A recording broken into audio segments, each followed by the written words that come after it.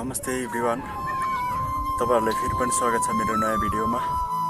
ठुलीबेर नगरपालिका वडा नम्बर 6 काँडातालीमा बस्ने हरिमान बुढाज्यूको गाउँमै लुकेको प्रतिभाहरू देखाउन गइरहेको छु। प्रतिभाहरू सुरु गर्नुभन्दा अगाडि हरिमान बुढाज्यूसँग सानो कुराकानी भिडियो मन पराउनुहुन्छ भन्ने पुरा आशाका साथ म भिडियो सुरु गर्न गइरहेको छु।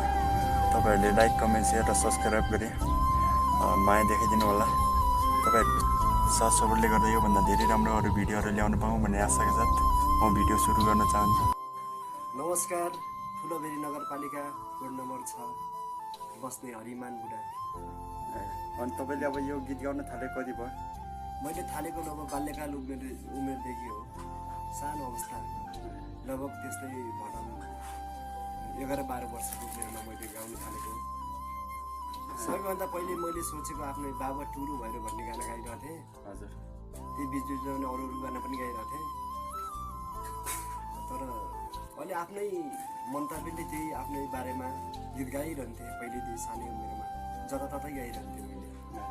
अनि अब तपाईँको अब बाल्यकाल अहिलेसम्म कसरी बितिरहेको छ त्यो भन्नु पर्यो। मेरो बाल्यकाल त्यही हो, हलजुवा कोदालो गरेरै मेरो बाल्यकाल बितिरहेको छ। अब त्यही त नि गाउँघरको दुःख पीडा सबै कुराहरू गर्नै पर्छ, त्यही नै हो। अनि अब अहिले गीत गाउँदै हुनुहुन्छ अहिलेसम्म पनि होइन?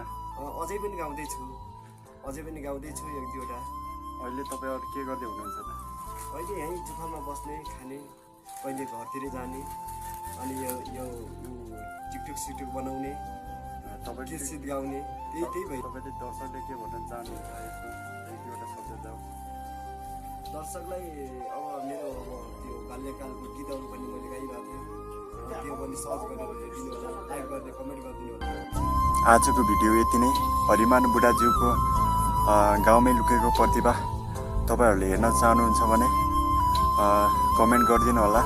म फेरि पनि हरिमान बुढाज्यूको गाउँमै लुकेको प्रतिभाको भिडियो तपाईँहरूको सामु छिटै नै ल्याएर आउने नै छु। अहिलेको लागि भिडियो यति नै।